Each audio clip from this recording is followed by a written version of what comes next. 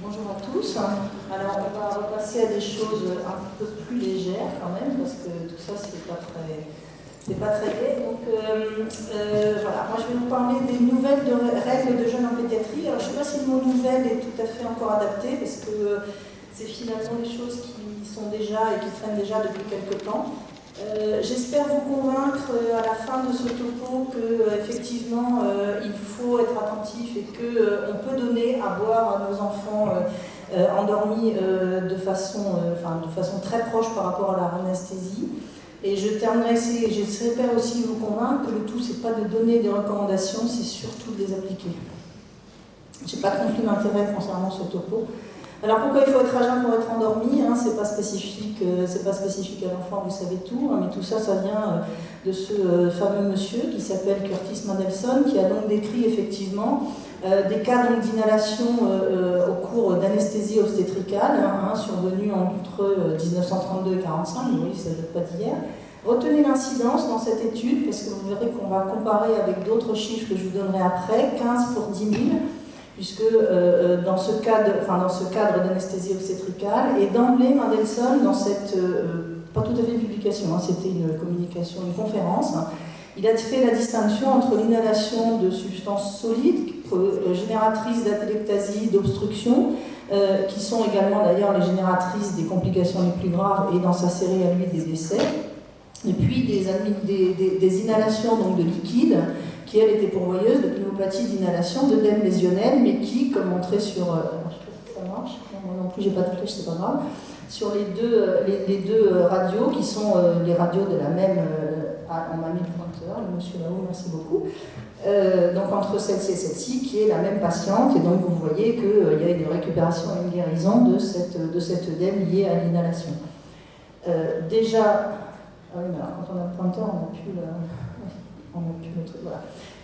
Donc Mandelson, à cette époque, préconisait donc que pour éviter ces complications, il suffisait que les parturientes soient à jeun pendant la durée du travail.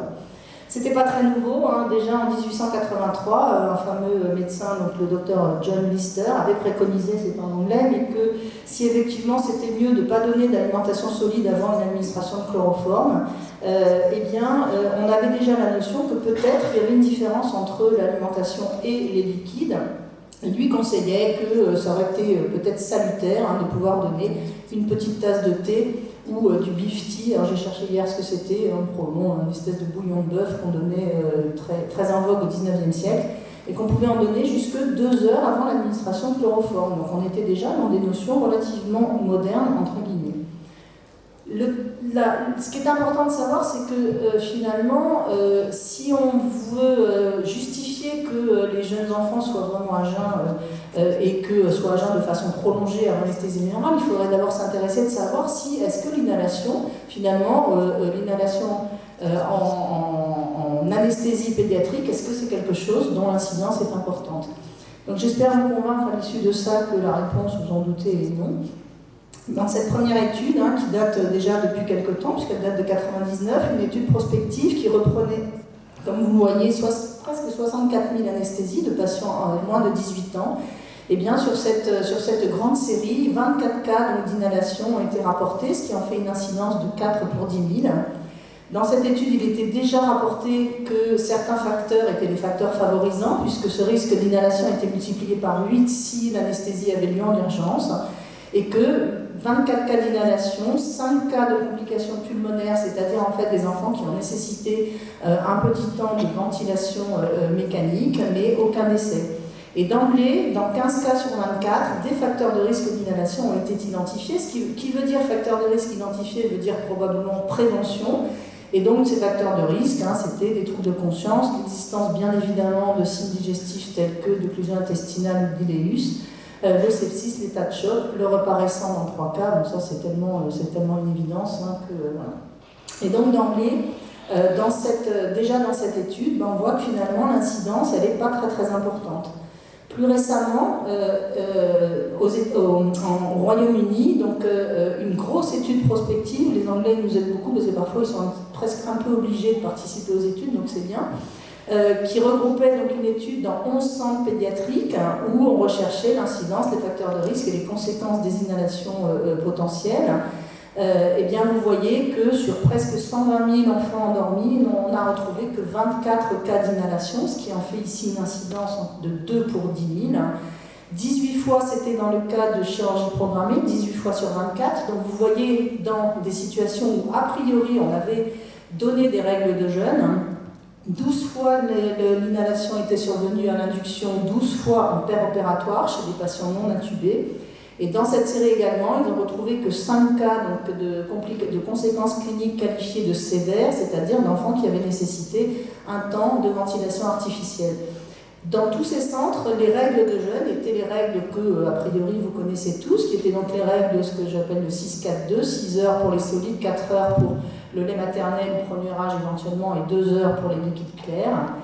La chose importante, c'est que sur les 24 patients, 24 inhalations constatées, ils ont retrouvé des comorbidités chez 15 patients et surtout des facteurs de risque identifiés. Et comme vous voyez là, quand on a à la fois éventuellement des comorbidités et une association d'autres facteurs de risque, tels que l'anxiété importante en préopératoire, une augmentation de la pression abdominale et surtout, et c'est la dernière ligne, une anesthésie inadéquate ou trop légère, eh bien c'est là où finalement on avait le plus de risques, et 15 fois sur 24 dans cette grande étude, ces facteurs de risque et ces facteurs de risque associés avaient été retrouvés. Plus récemment encore, la grande étude européenne APRICOT, donc, que vous connaissez peut-être, qui est une étude faite dans l'ensemble de l'Europe, rassemblant plus de 31 000 anesthésies, 33 ? Je ne sais plus.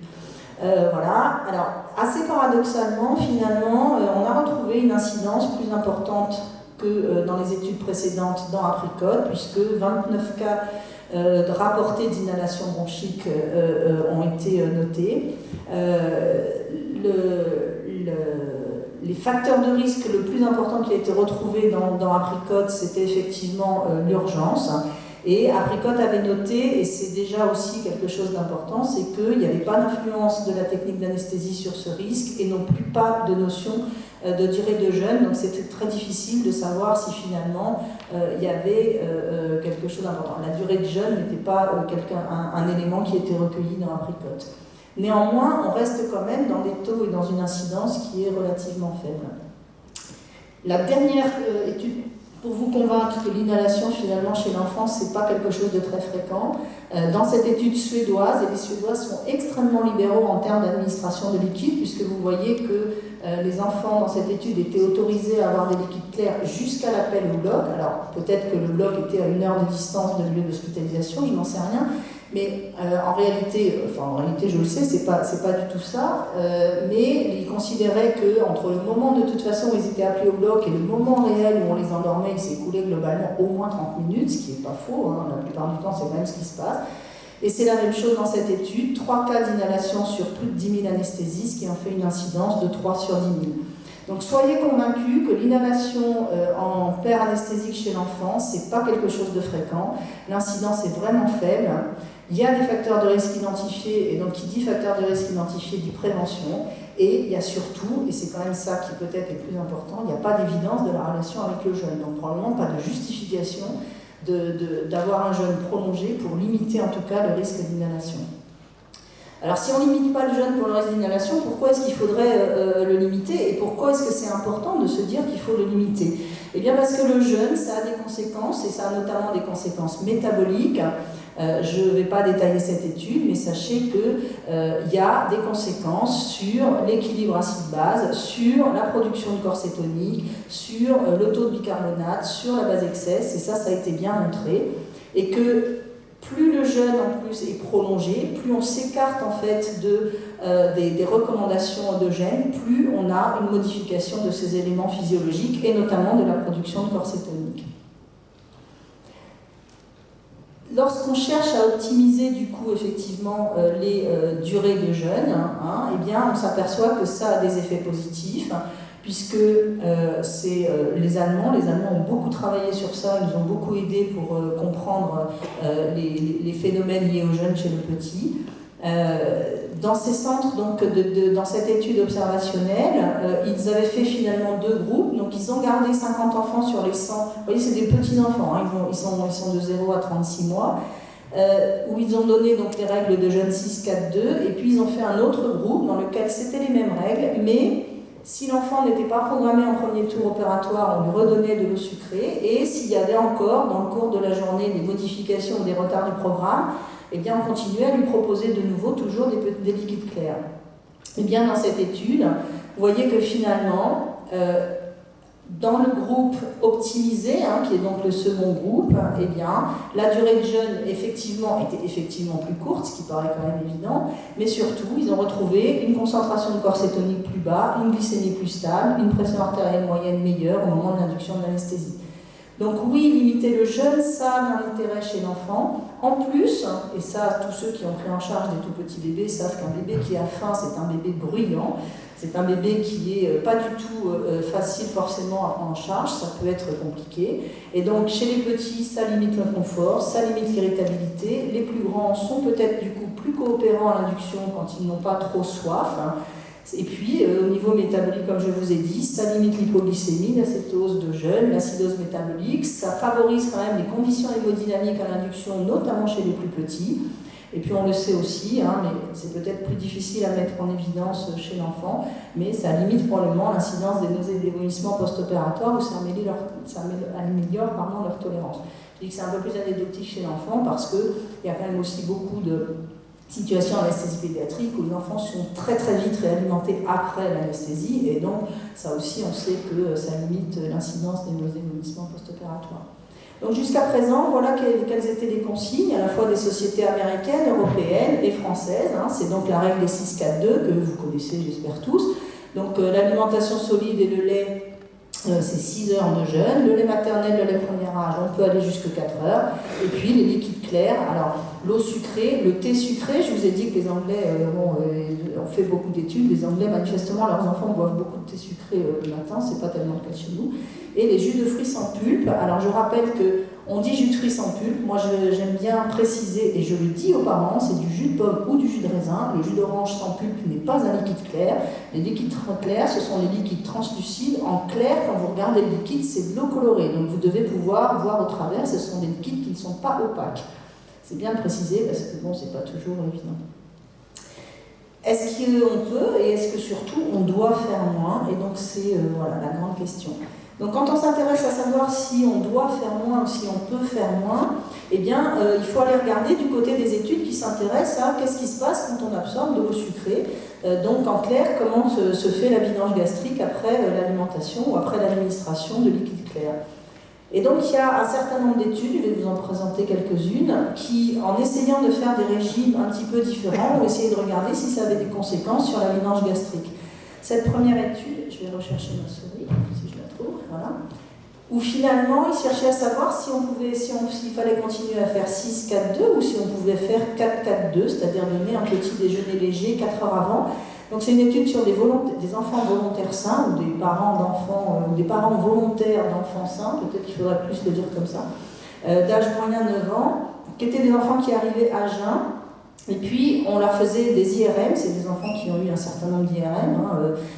Chaque enfant a participé aux 2 études, au moins 15 jours d'intervalle. Donc la première fois, en prenant un petit déjeuner léger, donc c'est du lait, il précise même dans l'étude que c'est du lait entier d'ailleurs, avec des céréales, et puis ensuite on leur donnait du sirop de framboise. Et donc on faisait une IRM soit 4 heures après le petit déjeuner, puis on donnait le sirop, et puis on faisait une IRM régulière, puis jusqu'à un délai de 2 heures au total entre les deux. Et puis on faisait la même chose avec la deuxième fois, mais cette fois-ci en attendant 6 heures après le petit déjeuner, et ensuite de savoir si effectivement on redonnait le sirop de framboise et on refaisait les mêmes examens. Et bien finalement, ils ont montré dans cette étude, alors certes c'est peu d'enfants, qu'on prenne le petit déjeuner léger 4 heures ou 6 heures avant l'examen, le volume gastrique en IRM, en tout cas calculé, était le même. Donc est-ce qu'il y a une grosse différence entre les deux? Pas d'évidence sur cette étude-là, pardon. Dans cette autre étude, sur 22 enfants en prospective, de la même façon, mais là c'était une étude où les investigateurs mesuraient l'air antral gastrique en échographie pour regarder si effectivement l'estomac était vide, plein, voilà, et que donc ils le faisaient avant et après un petit déjeuner léger, donc après à 60, 120, 180 et 240 minutes. Et voyez que on retombe en fait à des valeurs qui sont proches de celles avant le petit déjeuner, au bout de 4 heures. Ils ont même constaté dans cette étude, et une autre étude, ils ont complété ensuite avec une autre étude, je vous montrerai tout à l'heure, que même au-delà de 4 heures après l'administration du petit déjeuner, finalement l'estomac, en tout cas la surface de l'air antral, était encore plus petite qu'au niveau de la base avant le petit déjeuner. Donc oui, après 4 heures, sur ces enfants-là, l'estomac, eh bien finalement, la vidange gastrique était efficiente et l'estomac était vide, entre guillemets. Qu'est-ce qui se passe si on donne de l'alimentation solide à 6 heures, mais si on donne par contre des liquides clairs 1 heure avant l'heure prévue de l'anesthésie? Eh bien, dans cette étude également, où les enfants étaient autorisés à avoir des liquides clairs soit 60 minutes, soit 120 minutes avant l'anesthésie générale, il n'y a pas de différence de pH ou de volume gastrique résiduel entre les deux groupes, donc on donne à 1 heure ou à 2 heures. Donc ça nous encourage à pouvoir donner des liquides jusqu'à 1 heure. Et puis, toujours les Allemands qui ont beaucoup travaillé sur ça, où là aussi, en fait, il y avait un régime libéral dans un des groupes qui permettait de donner de l'eau sucrée jusqu'à la prémédication, en tout cas jusqu'à l'appel au bloc opératoire. Eh bien, ils n'ont pas retrouvé de différence de pH ou de volume résiduel gastrique entre les deux groupes. La seule chose qu'ils ont retrouvée, c'est que quand il y a des enfants qui avaient un volume résiduel gastrique qui était quand même qualifié de peut-être important, c'est-à-dire de plus de 2 ml/kg, et ces enfants-là étaient ceux qui avaient pour le coup une durée effective de jeûne qui était vraiment très courte, puisqu'elle était de moins de 30 minutes, et qui avaient surtout absorbé en liquide clair 1 heure avant une quantité de liquide supérieure à 3 ml/kg. Donc cette notion de 3 ml/kg, c'est cette équipe qui a donné l'idée que peut-être c'était une limite en fait à donner quand on souhaitait donner des liquides clairs très peu de temps avant l'anesthésie. La dernière étude là, c'est que la même équipe se sont dit peut-être qu'on peut donner 1 heure avant ou 2 heures avant, mais est-ce que donc justement cette notion de volume a de l'importance? Et c'est finalement la même chose, la vitesse de vidange gastrique était identique qu'on donne 3 ou 7 ml/kg de sirop, de liquide clair, mais finalement le volume résiduel gastrique était moins élevé auprès de 3 ml/kg, donc probablement que cette limite, il y avait peut-être quelque chose à vérifier sur ça. La dernière, c'est le complément de la première, c'est à peu près la même chose. Là, ils ont refait des études en écho, et ça, ils ont permis de dégager que le temps moyen dans l'étude de vidange gastrique était de 52 minutes quand on donnait de l'eau, et dans cette étude-là, la quantité d'eau absorbée était laissée libre, et que pour un volume moyen d'eau de 4,7 ml/kg, et bien finalement, on avait un temps de vidange gastrique qui était de moins d'1 heure. Dans cette étude également, ce qui est important, c'est la même chose que ce que je vous ai montré tout à l'heure, c'est qu'il y avait quand même sur les 36, 20 enfants qui, après 30 à 60 minutes, avaient un volume, une surface centrale, donc calculée en échographie, plus faible qu'avant l'administration de l'eau, du liquide. Donc ça fait réfléchir. Donc ça veut dire que, voilà, on sait chez l'enfant, la vidange gastrique, après un liquide clair sucré, eh bien, elle est très rapide. Que pour des volumes de 3,5 ml/kg en moins d'1 heure, vraisemblablement l'estomac se vide, et que les études ont utilisé beaucoup l'échographie antrale. Ça pourrait être un outil que nous on utilise également si les enfants ont absorbé de l'eau de façon avec un intervalle moins important, qui pourrait nous aider à déterminer si effectivement l'estomac a récupéré une surface antrale suffisamment faible, qui pourrait nous faire dire que l'enfant est bien nageant. Donc oui, on peut probablement, et on doit sans doute, donner des liquides clairs, on peut donner des liquides clairs jusqu'à 1 heure avant l'anesthésie. Ce qui a permis d'établir ce consensus, que vous connaissez peut-être, qui a été donc établi par 3 sociétés d'anesthésie pédiatrique, la société anglaise, la société européenne et la société française, donc la DARPEF, qui donc recommande de donner des liquides clairs jusqu'à 1 heure avant l'heure prévue de l'anesthésie. Des contre-indications sont indiquées, on a parlé de facteurs de risque tout à l'heure, ça en devient donc forcément des contre-indications. Et puis, dans le consensus, on revient sur le volume, entre 3 et 5 ml/kg, et donc des volumes conseillés, là en fonction de l'âge, à ne pas dépasser pour éviter d'avoir potentiellement un résidu gastrique important. Et le consensus dit que non seulement c'est possible, que c'est sécurisé, que c'est sans danger, mais que ça doit probablement être encouragé et que ça doit probablement être recommandé. Juste pour terminer, c'est que tout ça c'est bien, donc j'espère vous avoir convaincu, les études sont toutes dans le même sens, on peut donner des liquides clairs aux enfants jusque 1 heure avant leur anesthésie, peut-être même jusque 30 minutes. Le problème, c'est que, eh bien, en réalité, c'est absolument pas appliqué, et vous voyez que là, dans ce recueil, en fait, cette analyse de littérature parue en 2018, eh bien, vous voyez que malheureusement, alors que ce sont des études où le régime de jeûne était celui du 6-4-2, eh bien, les durées effectives de jeûne sont beaucoup plus importantes. Vous voyez que là, ce sont pour les liquides clairs, je ne parle même pas de la colonne de droite qui est l'alimentation, eh bien, vous voyez qu'on a des durées effectives de jeûne qui sont plutôt de l'ordre de entre 4 et 8 heures. Donc on n'est vraiment pas bon, c'est-à-dire que ce n'est pas très compréhensible, on sait qu'on peut, mais en final, qu'est-ce qui fait et comment ça se fait qu'on n'y arrive pas ? Les Allemands ont également recueilli la même chose, et donc dans une étude ressemblant plus de 3000 enfants, vous voyez que, alors que les règles de jeûne, et notamment dans certains centres, étaient des règles de jeûne extrêmement libérales, puisque 3 centres autorisaient en principe de l'administration de liquide sucré jusqu'à l'appel au bloc opératoire, donc ce que j'ai qualifié de régime 6-4-0. Et vous voyez que finalement, même si on arrive à une durée moyenne de jeûne qui est quand même un peu meilleure, eh bien, il y a encore 34% d'enfants dont la durée de jeûne est à plus de 2 heures de la consigne. Donc il y a sûrement encore des possibilités d'amélioration. Alors, il y a des gens du coup qui disent, bah oui, mais de toute façon, si globalement on est entre 4 et 8 heures, est-ce qu'il faut s'acharner à modifier les recommandations, puisque de toute façon, on n'est pas très bon. Donc c'est vrai que intellectuellement, il faut changer les recommandations. On sait que ces durées effectives de jeûne sont trop longues. On sait qu'on peut donner des liquides aux enfants jusqu'à très peu de temps avant l'anesthésie parce que les liquides clairs s'évacuent très rapidement. Et puis les études que je vous ai montrées au début sur l'inhalation montrent que finalement, le jeûne prolongé, on n'est même pas sûr. Ça ne prolonge pas forcément du risque d'inhalation puisqu'on est plutôt sur des facteurs de risque un peu autres par rapport à ces risques d'inhalation. Et puis les gens qui disent, bah non, finalement, pourquoi les changer ? Parce que, les recommandations existantes, aucun enfant n'est jamais mort d'avoir été à jeun 4 heures avant son anesthésie, c'est sans doute vrai, que finalement on fait des généralités, mais qu'il y a peut-être des enfants qui ont une vidange gastrique ralentie, qu'on n'a pas identifiée, puis c'est ceux-là qui finalement vont nous poser problème, parce que, et ça c'est effectivement vrai, c'est que les études sont quand même relativement peu puissantes, il y a souvent des effectifs assez faibles. Et puis surtout, pourquoi changer, puisque de toute façon, on n'est déjà même pas capable d'appliquer les recommandations existantes.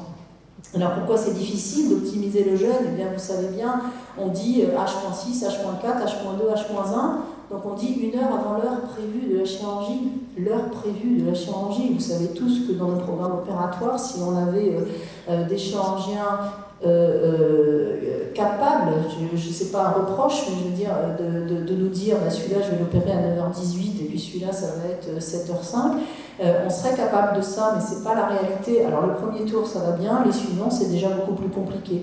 Et puis on est confronté tous les jours à ces changements de programme opératoire, les urgences, l'enfant enrhumé qui ne vient pas, le chirurgien qui est plus long que prévu, donc la chirurgie prévue à 10h qui finalement a lieu à 11h30. Il y a des enfants qui ne boivent pas la nuit, ça c'est un vrai problème, notamment chez les tout petits. On voit bien en consultation anesthésique, on est confronté à des parents quand vous leur dites votre bébé, vous savez, voilà, c'est bien, il faudrait lui donner un biberon de lait à 2h du matin, ils vous regardent avec des grands yeux en disant il va falloir le réveiller à 2h du matin pour lui donner. Oui, il y a des enfants qui vont refuser ce biberon et qui donc seront de fait plus à jeun, en tout cas pour les solides, ou pour le lait, qui seront plus à jeun de façon plus prolongée. Il y a encore des réticences médicales, des résistances chirurgicales, des résistances paramédicales, c'est compliqué. Les parents également, qui ne sont pas toujours en train, ils ont vraiment la notion, on est en opération à jeun, on m'a dit qu'il devait rester à jeun, on m'a dit qu'il devait. Moi, j'aimerais bien que les gens me disent, on m'a dit qu'il fallait lui donner, mais ça, c'est encore très difficile. Et puis, on est nous aussi confrontés, il y a des très jeunes enfants, les très petits enfants, de leur faire boire de l'eau sucrée, c'est pas toujours évident, le jus de pomme, ils n'en prennent pas. Et il y a vraiment des petits qui ne boivent pas de liquide clair.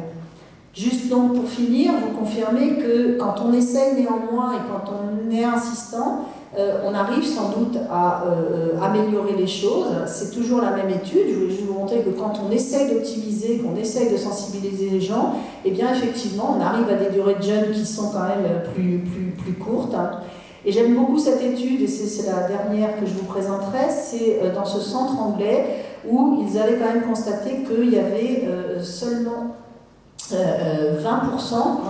des enfants qui prenaient en charge, qui avaient moins de 4 heures de jeûne hydrique, bien qu'ils donnent des consignes de jeûne qui étaient des consignes initialement de 6-4-2. Et dans cet établissement, la durée moyenne de jeûne qu'ils avaient recueillie était de plus de 6 heures. Et donc ils ont réfléchi à faire tout un programme en fait pour essayer de voir comment on pouvait améliorer ça. Je pointe simplement quelques éléments, je ne sais pas si vous les voyez bien, moi sur la dépôt c'est complètement flou. C'est que c'était important peut-être déjà d'avoir une idée plus précise de quand est-ce que l'enfant allait passer au bloc opératoire, de pouvoir lui donner à boire, peut-être pas seulement en fonction de son poids, mais aussi en fonction de son âge. Les plus jeunes enfants sont plus sensibles. Qu'il fallait être insistant auprès des infirmières ou avoir quelques infirmières référentes qui étaient celles qui étaient capables de suivre le programme opératoire, de voir si une intervention était retardée, de pouvoir redonner à boire aux enfants une fois qu'ils étaient arrivés à l'hôpital. Et vous voyez que dans leur idée, ils voulaient arriver à pratiquement 75% des enfants qui n'auraient pas une durée de jeûne excédant 4 heures.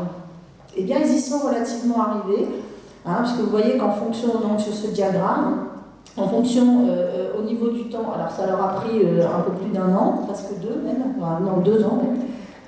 Donc ils ont essayé d'implémenter un certain nombre d'éléments, d'implémenter, alors je ne peux pas pointer parce qu'il faut que je clique là, c'est ça. Voilà.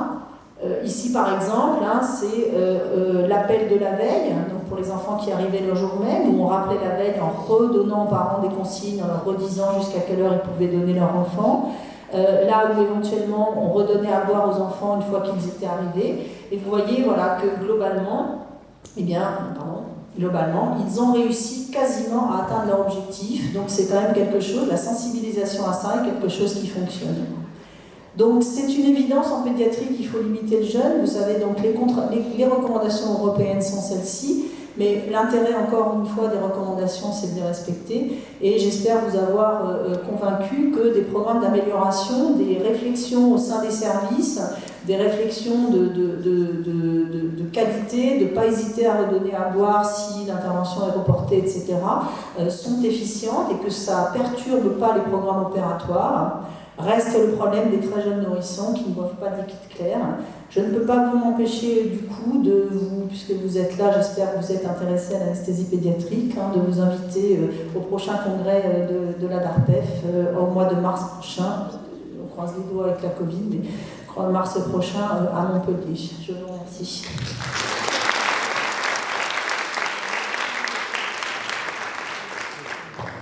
Merci pour cette belle synthèse. Est-ce qu'il y a des questions ? Simplement, je peux vous dire que les recommandations européennes complètes vont être publiées dans le numéro du mois de janvier du Journal européen d'anesthésie. On a fait l'expérience ici à Lille, on a fait un truc avant-après, une étude avant-après avec Justine Mully et M. Damien Lemaire, qui a montré qu'on peut y arriver. Donc, ça vaut la peine de faire l'effort, mais il faut mobiliser tout le monde, les collègues, les infirmières à l'accueil. Enfin, il y a toute une chaîne de personnes à mobiliser. On peut réduire de façon significative la durée du jeûne pour les liquides clairs. Il y a une étude française qui a montré qu'en envoyant un SMS la veille aux parents, ça marchait aussi très bien. Oui, voilà. Toutes les méthodes en fait, de sensibilisation sont efficaces. Et effectivement, dans cette étude française, c'est un peu l'équivalent de l'appel de la veille, c'est de redire aux parents. Et moi j'aurais dit, j'ai essayé de faire passer aux parents le message, c'est pas vous pouvez lui donner attends, c'est vous devez lui donner. Une façon simple, chez nous, moi je trouve, c'est vous le levez, vous venez à l'hôpital pour 7h30, donnez-lui à boire avant de partir. Voilà, proposez-lui à boire une petite briquette de jus de fruits juste avant de partir. vous aurez l'heure sans problème. C'est rare que je veux dire, les gens soient à moins de 30 minutes de l'enfant au moment où on l'induit. Donc l'heure, elle passe très vite, l'heure. Elle passe. Et convainquez le chirurgien que même si celui qui était prévu entre les deux est annulé, cette heure-là, elle va passer très vite. Entre le moment où on se rend compte que finalement il y a une annulation, que le troisième finalement passe en deuxième, eh bien il va s'écouler facilement 1 heure et donc vous n'êtes pas à risque en fait et on ne prend pas un risque important à l'endormir à ce moment-là.